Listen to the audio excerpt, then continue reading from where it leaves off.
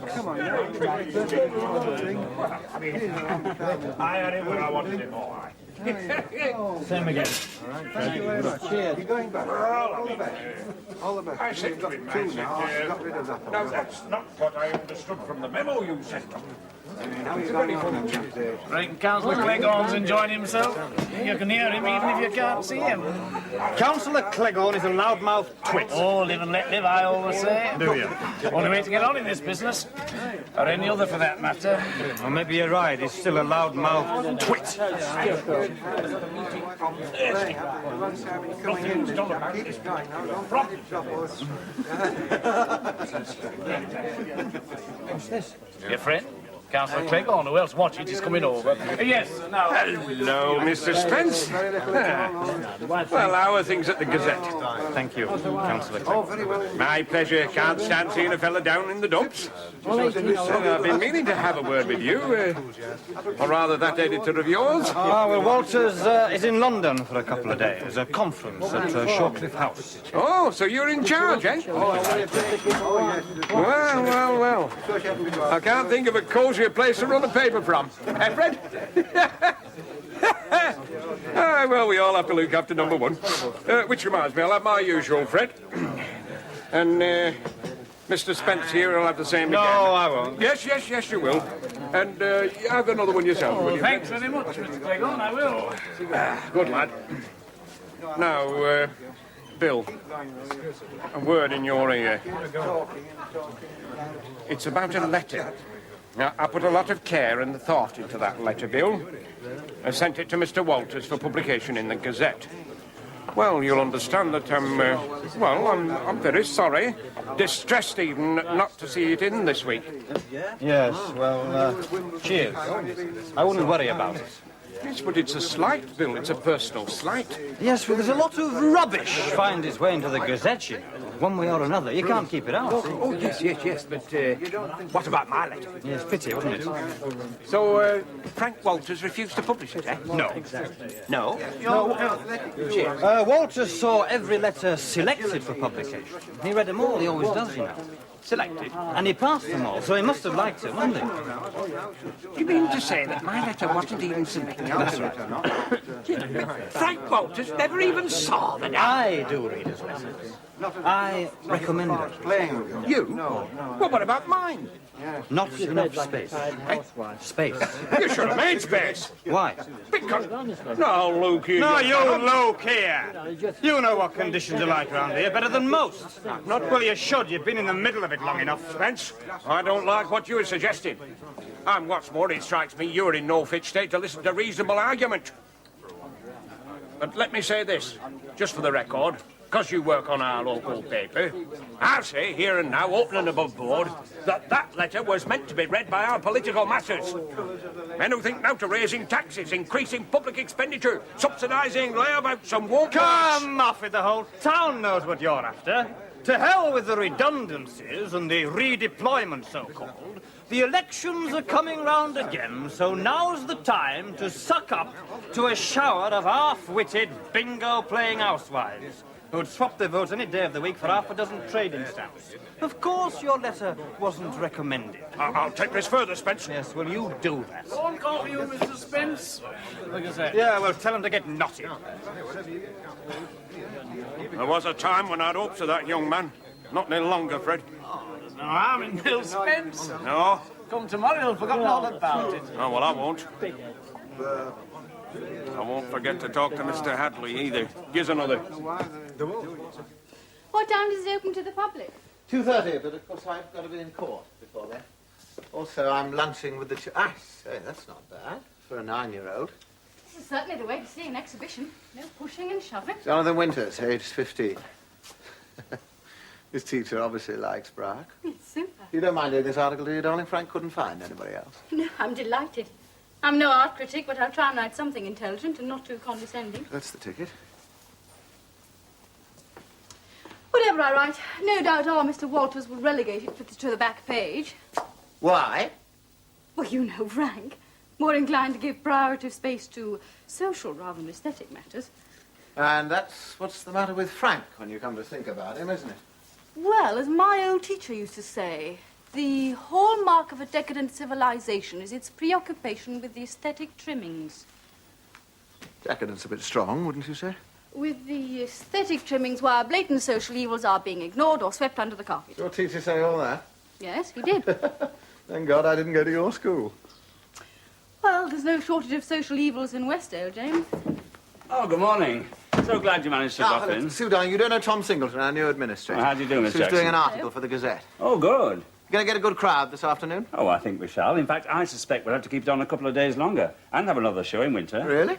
Well, we've had over 200 items submitted, you know. Oh, that's good. The children of Westdale seem to be full of talent, even if some of their efforts are a bit traumatic. Well, I must get back. I want this typed. To the Gazette? No. I've left my typewriter at Melford. Is that going to throw you? Yes, 'tis a bit. I'm going to talk to Tom about 2 or 3 things. Well, may I take the car and send Maxwell back for you? Yes, all right. Make sure he's back by 10 to 1, will you? Okay, thanks. Oh, goodbye, Mr. Singleton. Goodbye. And congratulations on the exhibition. I think it's great. Oh, thanks very much. Oh, is that the painting you wanted me to have a look at? Yes, if you've got the time. Do you remember that rather unpredictable character, Miles Crispin, I told you about? Well, about a month or so ago, he disappeared off to sea. I thought we'd seen the last of him. Then suddenly on Friday he appears and puts that in my hands. What do you think of it? I say, this is quite something, isn't it? Powerful. Yes, that's what I thought.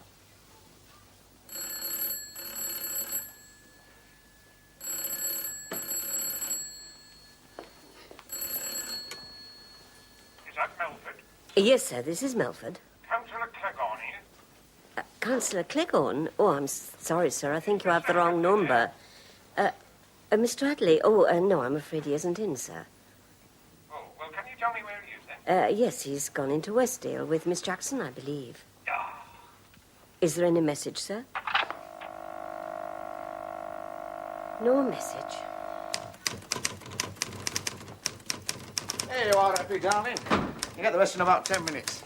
Don't call me Effie. I've told you before. Okay. Haven't you got any work you can do? Oh, yeah, sure. Well, then. Well, the sooner I get back, the sooner I have to start, won't I? Gazette? I'll see you then, Elspeth. Yes, Mr. Walters. It's Elspeth. Well, we're getting on, thanks. I hope we'll have the paper made up and ready for you to see when you... Oh, not tonight. Staying on in London till the last train.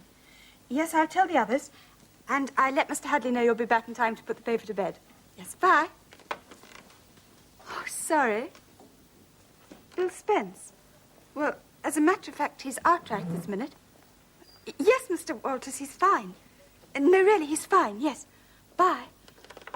Oh, my goodness.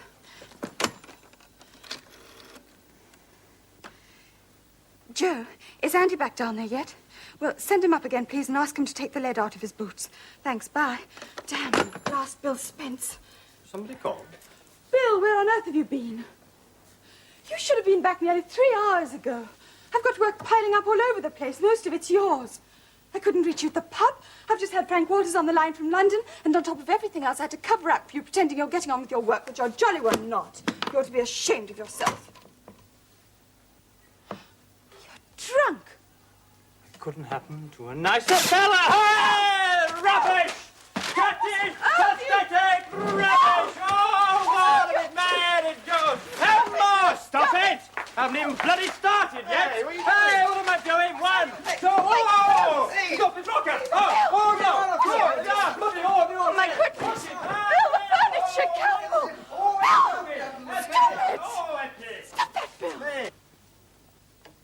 Can I get you a glass of sherry, miss?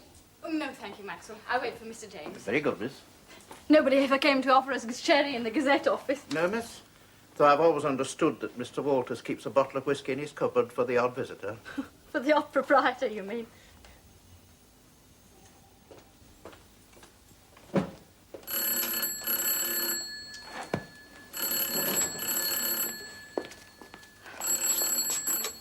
Hello?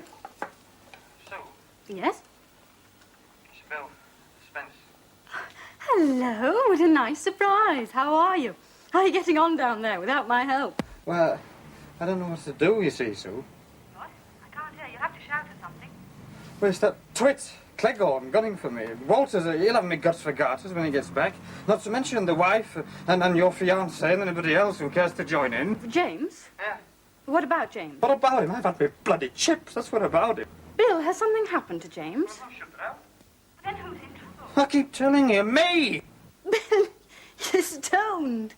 You're stoned out of your mind. So, I'm desperate, Sue.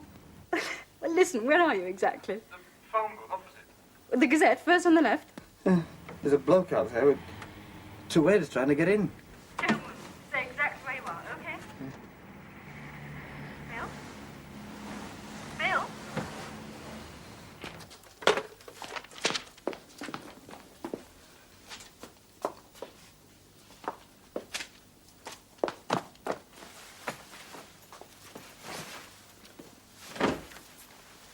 Oh, Maxwell, look, I've got to go out in the car again. I'm afraid I haven't got mine here. I see. Very good, miss. What's the matter? Mr. James is lunching over at Whistley at 1:30. If I'm to pick him up from West Oh, End I know, at but that this is hour- urgent. He'll just have to wait. But, Yes? very well, miss. Anyway, he's outside anyhow. I'm taught to be late for lunch, or even miss it. Well, get your skates on, Maxwell. I understand from Mrs. Maxwell that a gentleman telephoned. A Councillor Cleghorn. He was very agitated. Cleghorn? Oh, well, he'll just have to wait, too. Come on, Maxwell. We're going on an errand of mercy. Well, I'll say one thing, Sue. You look a treat. The prospect of marriage isn't doing you any harm. I'm learning to live with it. Are you feeling any better? Yeah, a lot better, thanks. Andy put my head under the tap. It's the job. Oh, that's something. Yeah, it's funny, you know. If I hadn't have been stoned, I'd never have phoned you. And if you hadn't have pulled me out of that phone booth, I'd still be there now. Maxwell, not me. Huh?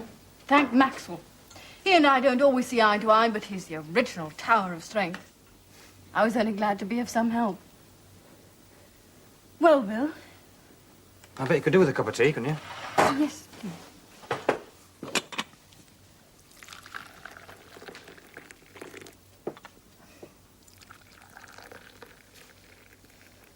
Look, Sue, the way I reckon it, the only bloke that can help me around here now is Hadleigh.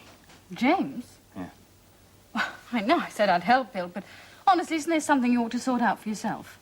You don't want to? Fair enough. Oh, no, that's not fair. No? Oh, come on, Bill. Apologise to Frank for smashing up the office and everything and leave it to him. He's pretty reasonable. But you can't ask James to interfere over that. Oh, I'm not talking about that. Then what are you? Oh, blimey, no, I'm not talking about me or my job. Then what? Oh, hello, Shirley. Hello, it's Miss Jackson, isn't it? That's right. How are you? Well, what have you been up to then? Take the day off from work? I met Bill in town. He invited me back for a cup of tea. Really? Looks to me as if you've been swimming. Huh? And what else? May I pour you a cup of tea, Shirley? Look, Bill, I know you think I'm half-witted, but don't start trying to tell me, Miss Jackson, that Oh, Bill's... Shirley, why, after all these years, you're calling me Miss Jackson? If you don't mind, it's Susan. Or Sue. You know, it might make you a bit more cynical than most, being married to a reporter. A bit more suspicious. But don't expect me to believe, Bill, that Sue's come trekking all the way out here just to drink a weak cup of tea with you. Pull the other one, it's got bells Now, on it. Shirley, really? Yes, Sue, really. Look, if you just shut up, the pair of you. Look, Shirley, I phoned Sue today for one reason and one good reason only. And if you'd stop getting all green-eyed and grotty and think for a minute, you might possibly guess why. I asked Sue for help. We don't need Oh, Sue's God, help. you're so pig-headed. For heaven's sake, why do you have to bring Sue into all this? I don't know. I just thought that if Sue, if we could get a bit of help, if Hadleigh... Oh, Bill.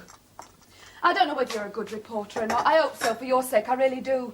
But in every other thing, you're a bloody fool. And a naive bloody fool at that. Thanks. Thanks very much. And how much longer do you think we're going to go on like this, eh? A month? A year? You tell me, because I'd really like to know. I know would. it's our problem, and you've no right to bring other people into it. Sue is not other people. She's a friend. That's right. And as a friend to both of you, would you please be kind enough to tell me what the hell this is all about? Oh, his father, of course. Well, it's nice of you to ask my opinion, but I think it's up to you. Yeah? Well, I can't. Look, I don't own the paper anymore, you know. I'm just a shareholder. Yes, well, I'm sorry he's let you down, but I think you must do what you think fit. Look, if you want to sack him, you go ahead and sack him. I don't mind. But while you're in London, why don't you look out for a replacement? Yes. All right, thanks. Thank you for calling. Goodbye. God, that Spence is an idiot. You don't know anything about this, do you?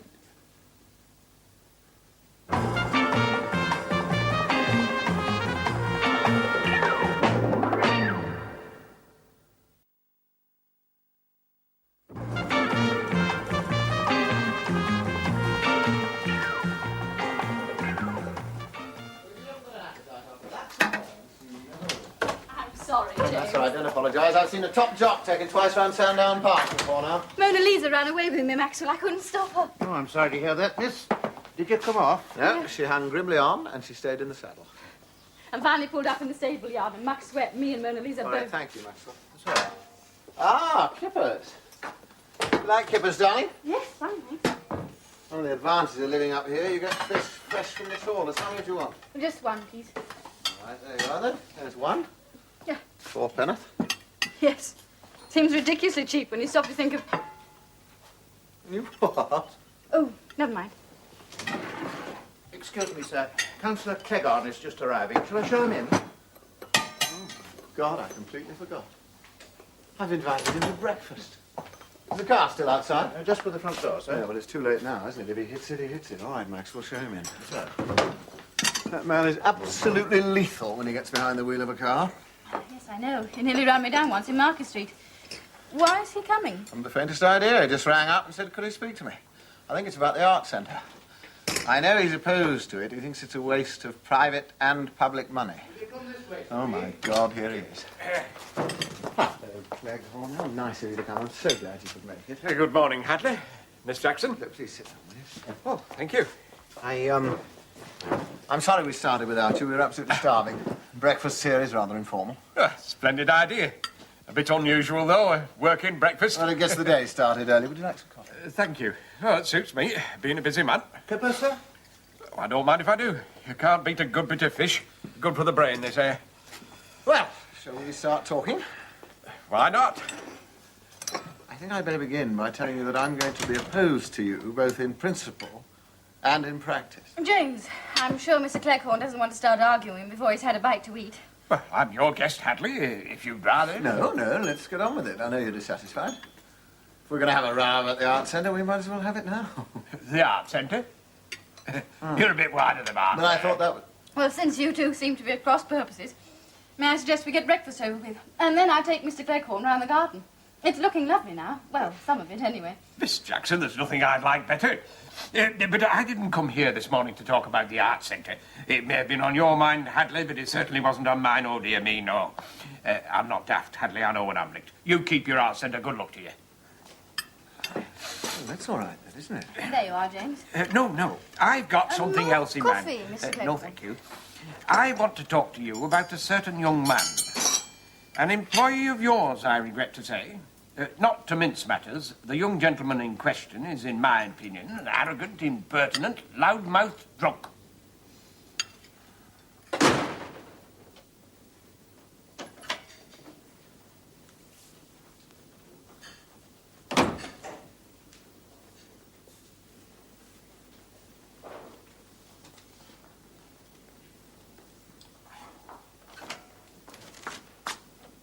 Good morning, Bill. Morning. I suppose we'll get some kind of paper out this week. Oh, well. There we go. Eppie, Elspeth, What? about yesterday. What about yesterday? I think I caused a bit of a stir, I'm sorry. Oh. I can't even remember what happened exactly. Nothing. Anyway, it made a change, bit of excitement about the place. Forget it, we all have, Bill. Oh, thanks, Eppie. Elspeth, if you don't mind. I shouted at Andy, why should you get away with it? I can't stand Eppie. But you'd better watch your step, Bill. I had a chap on the blower yesterday afternoon, Cleghorn. Our esteemed counsellor, I dare say you did. What have you been doing, letting the air out of his tyres? Yeah, well, something like that. Well, you better just pump them up again, quick. Now, let's get through today. Yesterday's dead and buried. There's an eviction case up on the North Estate. Chap's barricading himself in. Sandbags, bedsteads, homemade barbed wire. One here that looks like suicide, but they could have left the gas on by mistake. And a break-in down at Timpson's General Store. As far as I can gather, they got away with a dozen bottles of lavatory cleaner. In other words, you won't do anything about young Spence. No, can't. Why not? I can't interfere, so I don't. But if you could. Would I get Walters to sack him, you mean? Ah, Yes. Well, what exactly has Spence done? He's omitted to show a letter from a member of the public to the editor of the paper. Now, the letter was intended for publication in the An ordinary member of the public, Hadleigh? No. No, not an ordinary member of the public.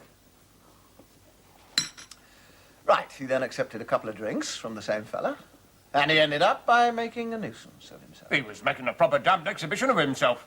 In front of a lot of people, too. And from what I hear, yesterday's effort wasn't the first time. Not Yes, by long shot. we all know what that's worth, don't we? You wouldn't want to be less than fair to it now, would you? All right, Hadleigh. I can see how things are. Well, so long as we understand. Yes, well, I'd better be getting back into town. I've got a meeting at 10. Thanks for the breakfast. Well, it's a way of talking things over in private. Yes. You're a bit isolated up here, aren't you? But a bit insulated, you might say. Yes, well, that's a matter of opinion, isn't it? Now, will you get on with your breakfast? I'll see myself out.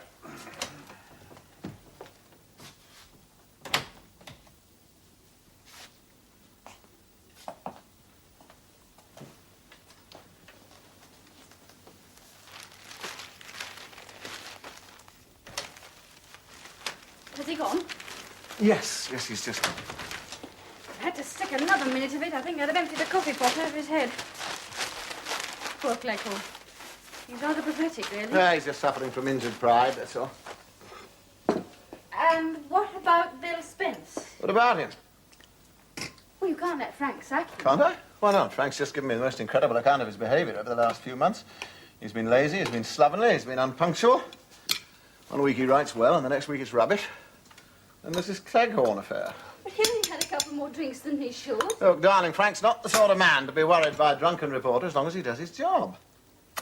Unfortunately, a reporter who isn't reliable just isn't a reporter, and that's what Spence has been these last few weeks. Frank's fed up with him. I don't blame him.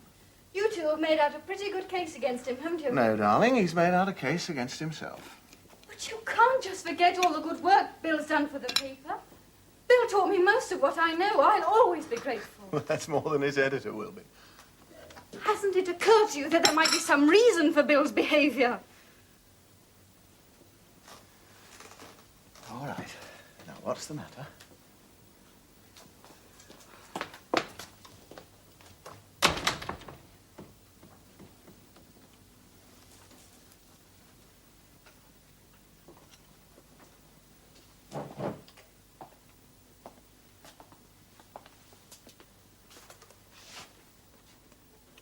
Maxwell, will you get me a pot of coffee, please, and will you get it quickly? And will you telephone Winters and tell him I'm not going to be able to make that appointment and leave the car outside because I think I'm going to have to go out rather quickly. Yes, thank you. Oh, yeah.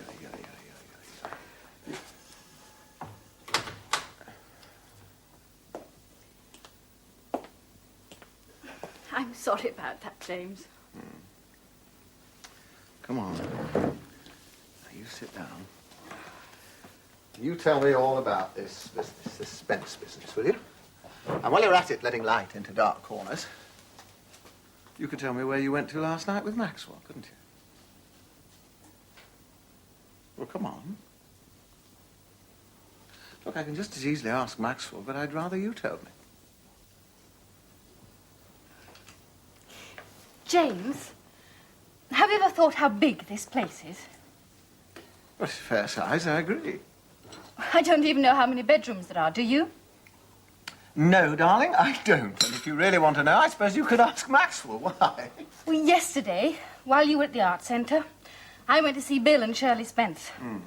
You could put their entire house, 2 up and 2 down, into Mrs. Maxwell's kitchen. I felt ashamed. See, what you really mean, of course, is that I should feel ashamed. No. No, I don't mean that at all. The point is that Bill wants to bring his father to come and live with them. But they've got 2 kids, and the place is cramped enough as it is, and Shirley simply won't agree. She says if Bill insists on having his father there, she's going to take the children with her and clear out. I see. They're continually lying about it. I got caught up in one yesterday. Can't he stay where he is? No, that's the trouble. He's stuck in this rambling old house down in the estuary with all these other poor old men. 5 to a room. There's no garden. The food's revolting, and he's got nothing else to do all day but just sit there, staring at the wall. What is it, an old people's home? It's a fisherman's home of rest. He's a retired trawlerman. Oh, I see. Being a trawlerman, used to an open-air active life, he can't stand being cooped up all day with all these sick old men. How's his health? Why, he's perfectly fit.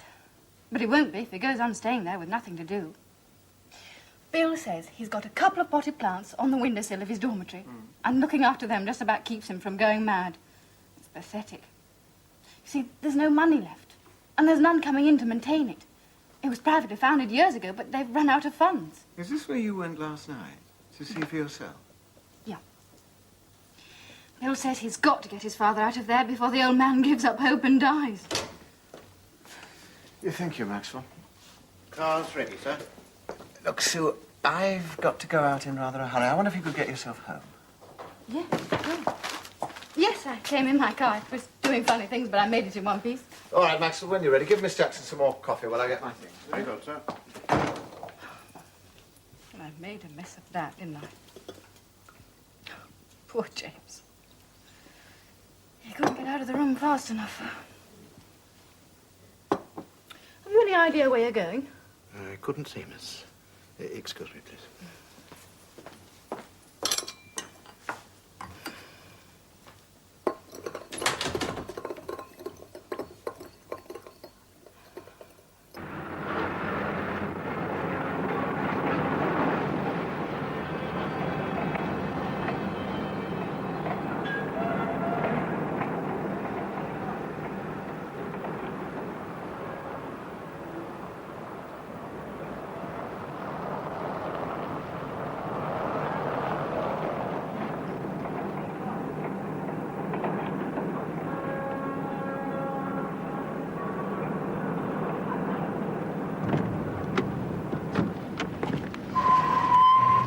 All right, Maxwell, you stay here. Yes, sir. Where is it exactly, do you know? Down to that corner, then turn right for about 100 yards, and you'll see it on your left. Yeah? It was rather dark last night, but I remember that garage in the corner. That's the turning all right, sir. Okay. Mind you, it's a bit of a roof place. Oh, yes, and there's a notice outside on a wooden board. You can't miss it, sir. Well, you enjoy the sea air, Maxwell. Will you be long, sir? It depends what it's like. What did you think of it? From what I could see of it last night with Miss Jackson. Well, sir, if I was retired and had little money and no relatives to live with, I think I'd rather be dead than spend my old age in a place like that. All right, I'll see you later, Maxwell.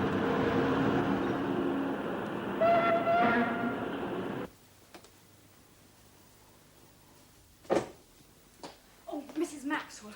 Did Mr. James say when we're here Maxwell might be getting back? Oh, I'm afraid not, miss. To be quite honest, I'm not even certain where they've gone. I can't start that wretched car of mine, and I simply must get into West Hill at once. I'm stuck. Oh, dear, is it very important? Yes. I want to borrow the other car if it's here. I'm sure James won't mind. I see. Well, Cooper will have the keys round in the stables. Oh, good. Are you sure you can manage, miss? Manage it? Yes, of course I can.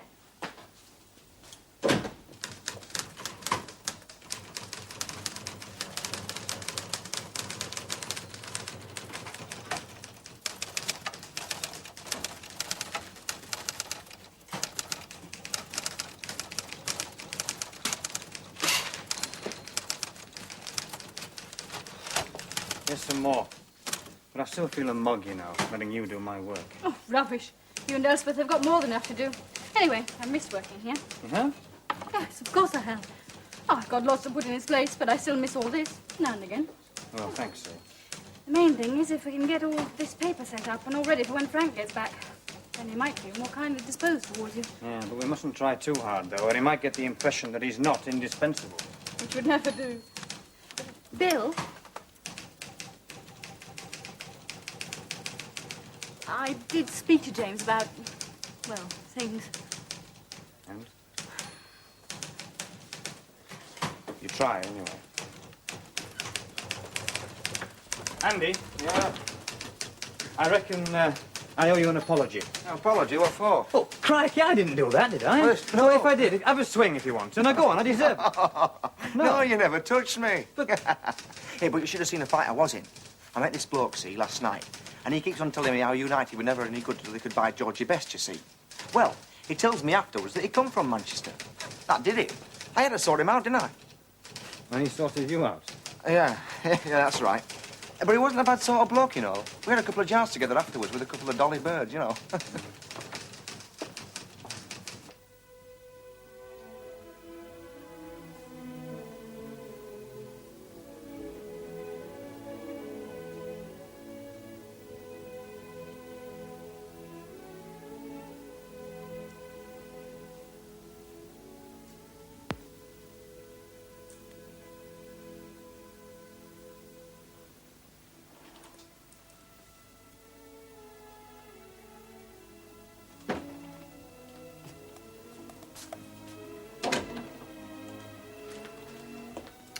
Hello, darling, I didn't hear your car.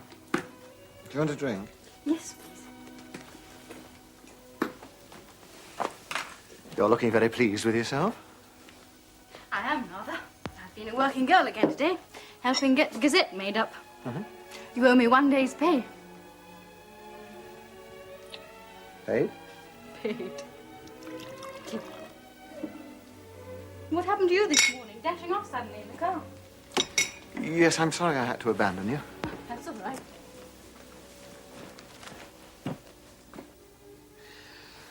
Now, you're dying to tell me about the Gazette. Come on. Is it a good number this week? Yes, it's super. And fun to be back in the office again. You miss it a bit, don't you?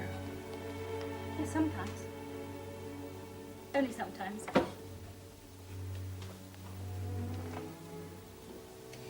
Excuse me, sir. I've made up the bed in Nanny's old room and I've put a fire in. Will the gentleman be taking his meals in his room, sir, or downstairs? Yeah, I think you'd better ask him, don't you, Mrs. Maxwell? What gentleman? Is somebody coming to stay?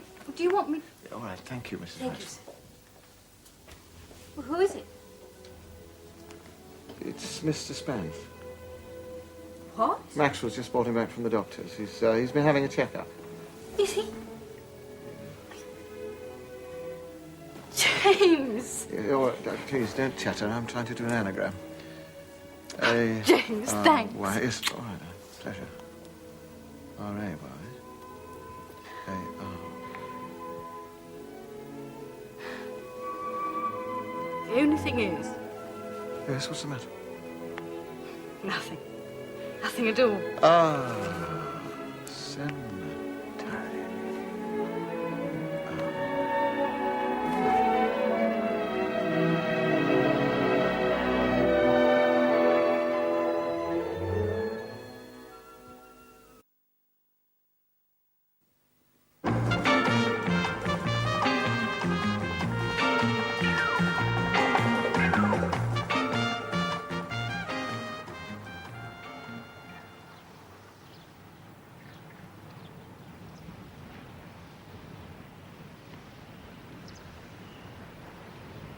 It's very kind of you, Mr. Hadleigh, but he couldn't possibly stay here.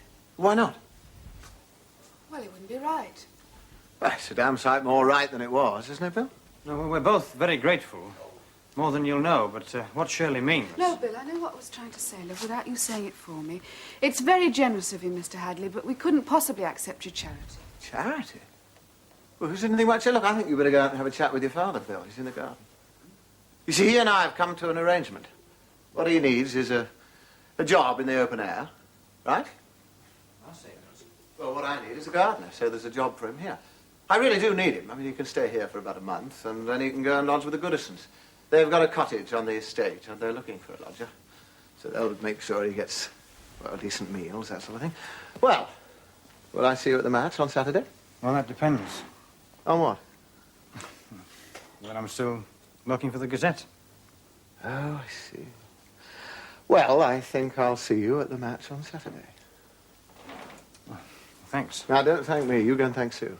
Well, come on then, Bill. We'll say goodbye to Sue, then you've got a pile of work to do. Yeah, but you better watch him once he gets a spade in his hand, because he'll turn the whole place upside down and start all over again.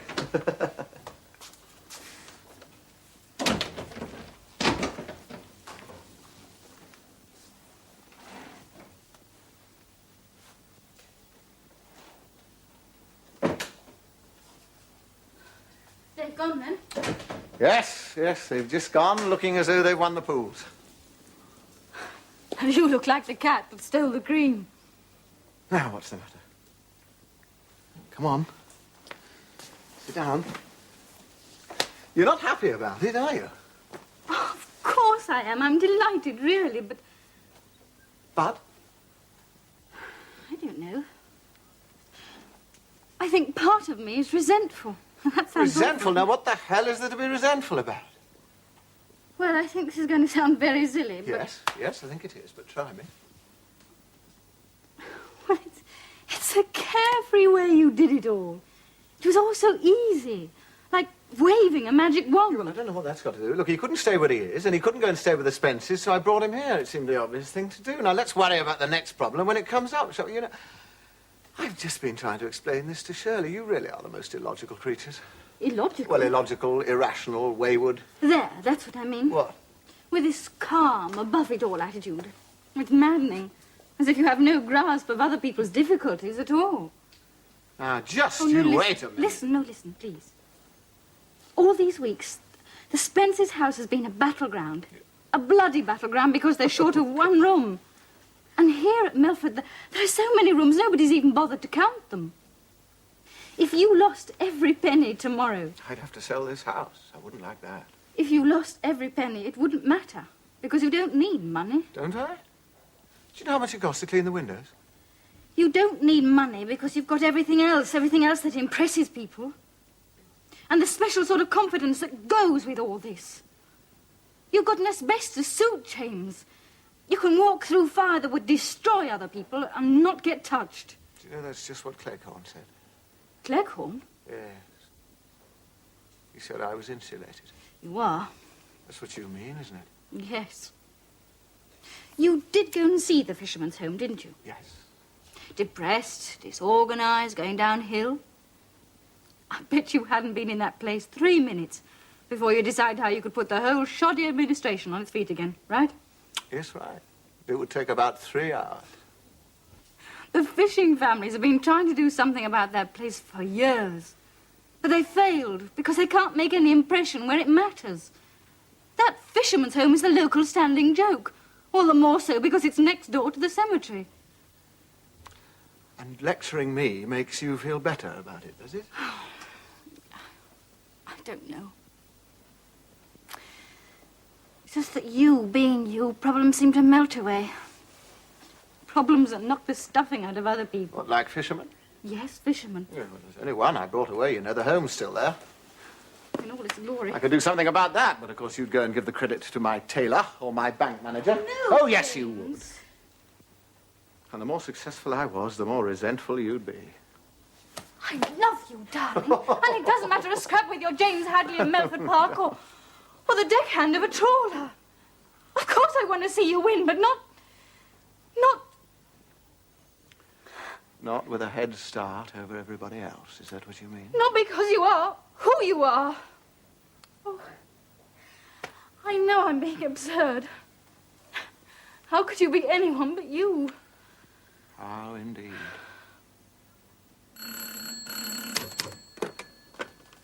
Gazette? Oh, yes, Mr. Hadleigh, I'll get him. Bill, hold on, please.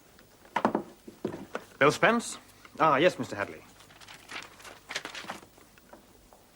Yes, fine. Good. Bye. He wants me to mount an all-out attack on the fisherman's home. Quite right, too. Shameful and neglected by all sections of the community, that kind of thing. And he wants information about the trawling industry. No problem for you.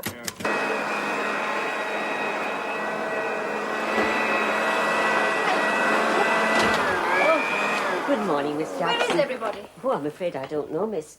Mr. James got up very early and went off in the car again with Maxwell. He asked me to tell you he was very sorry, but he hopes you'll stay to breakfast and go riding with him when he gets back. Oh. I only saw Mr. James and Maxwell for a minute. Half asleep I was. Mr. James has always been a bit impulsive, miss. Sort of unpredictable. I'd rather think I'm still finding that out, Mrs. Maxwell. I can't imagine where he's gone. Well, I couldn't get any sense out of Maxwell, but I know that silly look on his face when he's up to something. Thinks he can keep a secret from me. A secret? Well, so he might, but what he can't do, he can't keep it a secret that he's keeping a secret. Yes, I see. Now, you just wait there, miss. I'll have your breakfast ready in no time at all. Thank you. All this toing and froing, thinking he can pull the wool over my eyes. He must think I was born yesterday. Oh, I'm sure he doesn't think that, Mrs. Maxwell. And what was Mr. James doing up at that hour? And whatever it was, Maxwell should know better, letting him.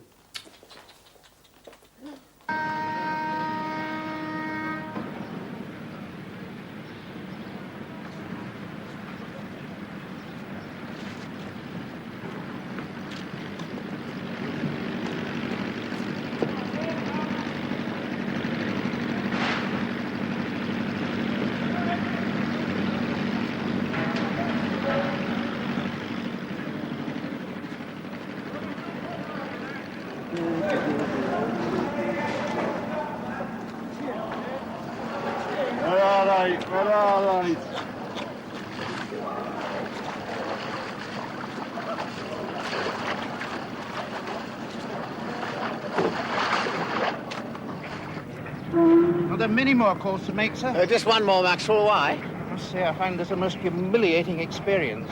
If you'll forgive me for saying so. Yes, I'll forgive you, Maxwell, but just stop being so depressing, will you? It's not as if I've asked you to set sail in one of those things. No, is it? sir. Very glad you're not. You know, I think that's probably it. Want me to come in again with you, sir? No, thank you, Maxwell. You just put another sixpence in the meter. And you can sit in the car and wait for me there. Thank you, sir.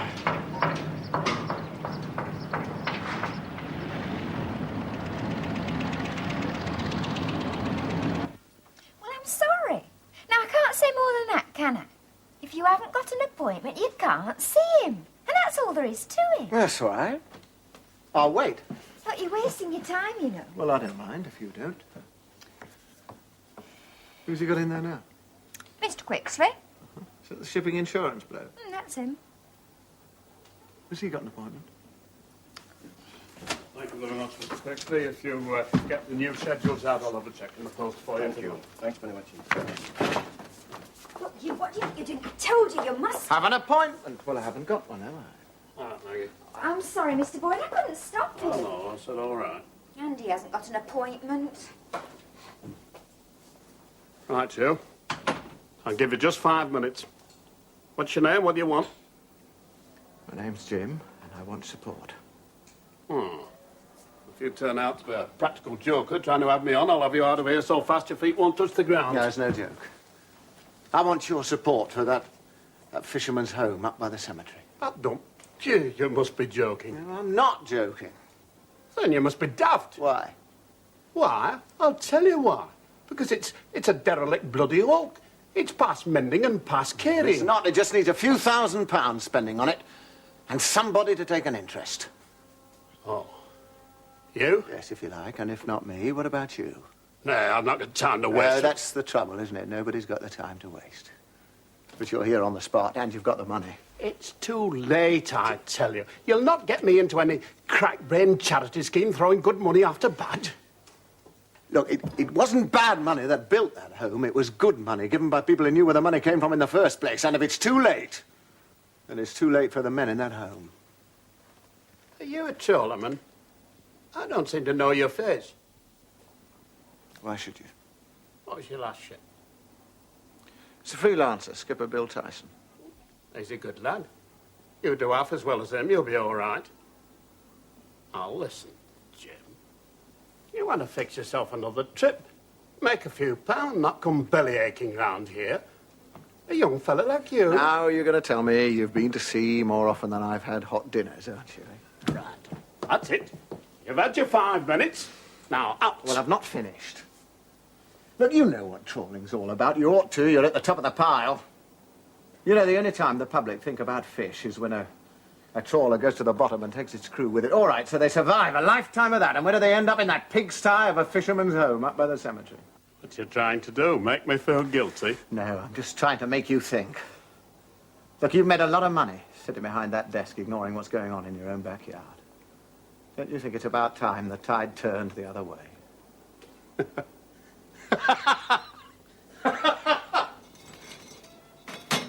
Jim, you said? Yeah, that's right. Jim. Short for James, eh? James Hadleigh, if I'm not mistaken. Now, I'll not call you a liar, but how about taking off some of that fancy dress and telling me what all this performance is about, eh? I tackled them all in their offices as a deckhand, and as a deckhand I was thrown out. I was a total failure. I'll never accuse you again of doing things the easy way. Well, it was a very deflating experience, I'll tell you that. But Boyd didn't throw you out, Well, darling. of course he didn't, darling, but then he knew who I was, didn't he? Still, he's going to set up a trust fund for the home, so I suppose it wasn't a total washout. Nope. The asbestos suit triumphed once again. Yes, well, I got pretty singed in the process, I'll tell you that. You know, if this doesn't rouse a few sleeping consciences, I'm going to personally arrange a conducted tour of that home so they can see for themselves. It's a very good article. You know what really upsets me about this? Telling all those lies to Boyd about being a deckhand. That still nags at me. But they didn't believe you. No, but I lied like a trooper just the same.